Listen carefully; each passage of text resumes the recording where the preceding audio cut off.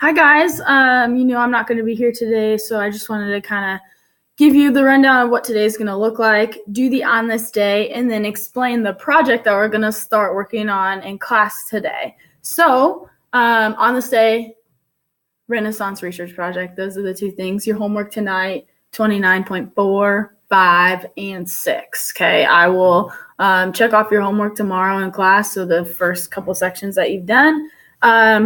What else? Grades. Okay. Seventh period, I don't have your quizzes done yet, but the other two classes I have your CSI Florence is in, your lecture notes are in, and your quizzes are in.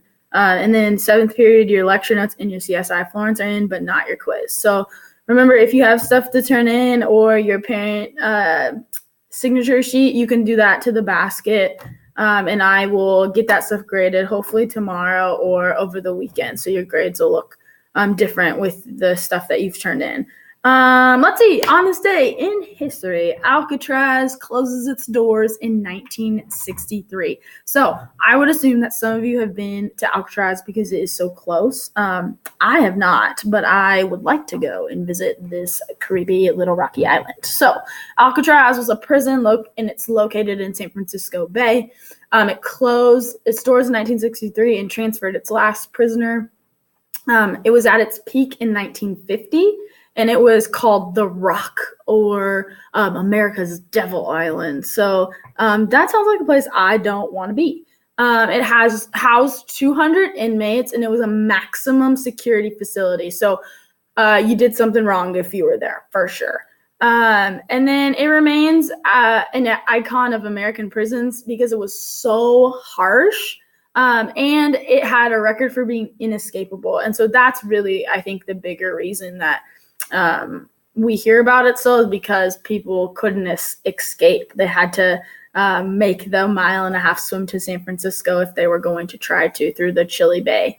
It's a 12-acre rocky island. It sits in the bay. It's 1.5 miles from San Francisco. It featured some of the most advanced security for the time. For example, this was where they used some of the first metal detectors, which that was interesting. I had no idea. And then there were extremely strict rules enforced at Alcatraz. I mean, I talked about how they had harsh conditions. Part of that would have been the rules that were enforced.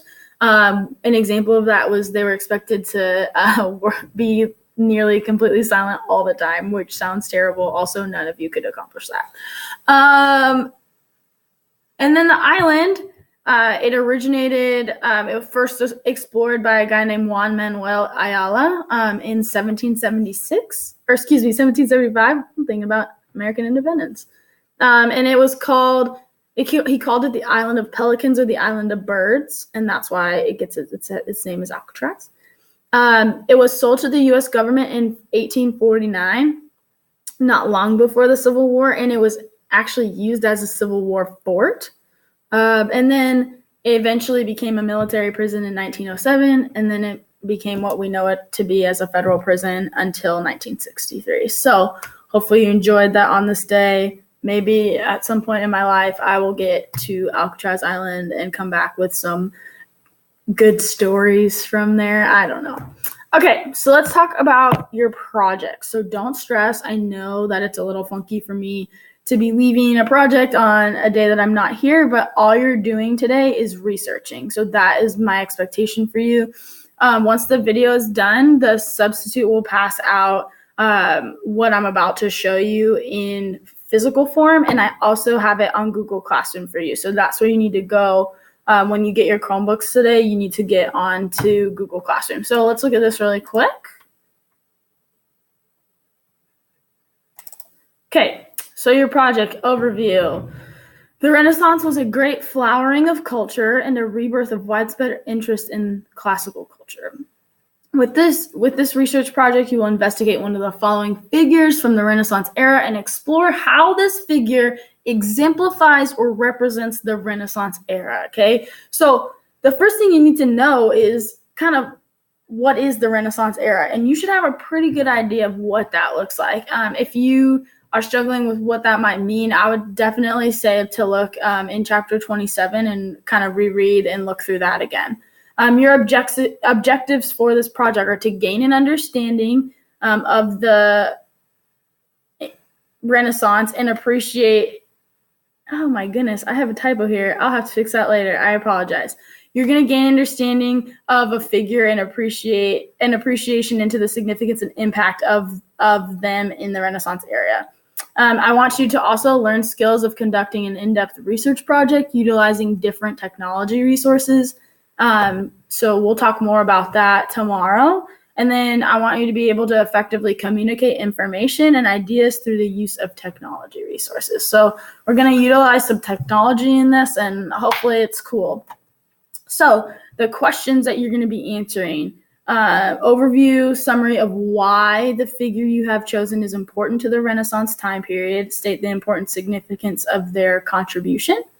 You need to include a brief biographical sketch, and then you need an explanation of how they exemplify the era and spirit of the Renaissance period.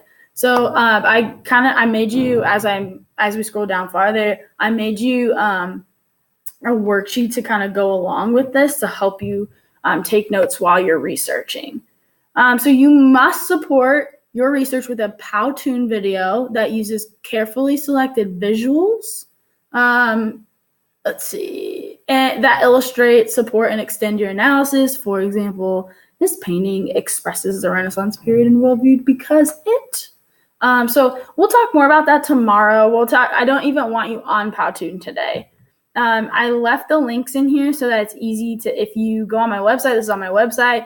I have a tab right on the very front screen for Renaissance Project. So you can get to the different tabs if you can't remember what they're called. And it's in Google Classroom. So you'll create a 2 to 3 minute Powtoon infomercial about your selected Renaissance figure. You will use the resources given in the Symbaloo web mix, which I'll show you next, to do your research. So basically, the Symbaloo is what I want you, I'll show you in just a second how to use it, but that's what I want you to use to do your research, okay? If you need to do extra research, great, but I would love for you to use the Symbaloo first because I have a lot of resources on there for you, and I'm going to show you that in a second. Your Powtoon needs to be shared with me via email from your Buckeye USD email at my email address, kdegan@buckeyeusd.org by the start of class on April 5th, 2019, okay? That is the due date. Powtoons will be viewed in class on April 5th and April 8th. You will need to be ready to turn in your research notes and rubric the day of your Powtoon is viewed. So I have both of those things for you down a little bit further. I have a Renaissance research checklist for you, but it's really just a worksheet. I have an evaluation for you, and I have those are the 2 links that you need, and they're also live up here as well. So the figures that you can choose from, there's 4 different categories: visual arts, writers, thinkers, inventors, scientists, and politicians/monarchs. So visual artists, Michelangelo, Donatello, Brunelleschi, and Dürer.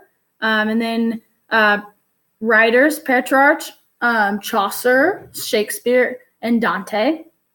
And thinkers, inventors, and scientists, Galileo, Copernicus, Gutenberg, and Da Vinci. And then politicians and monarchs, Lorenzo de' Medici, Queen Elizabeth, and then Queen Isabella, and then King Henry VIII. So in the parentheses, I left you all where you can find information about these people in the textbook specifically. So that might be where you want to start, because the textbook it doesn't give a lot of in-depth information, but it gives a lot of overview information. So I feel like that would be a good place to start for you. Some of them you've already read, like Geoffrey Chaucer, because he has a brief blurb because he wrote the Canterbury Tales at the beginning of the Renaissance, and it was relevant to when we were talking about pilgrimage in the Catholic Church.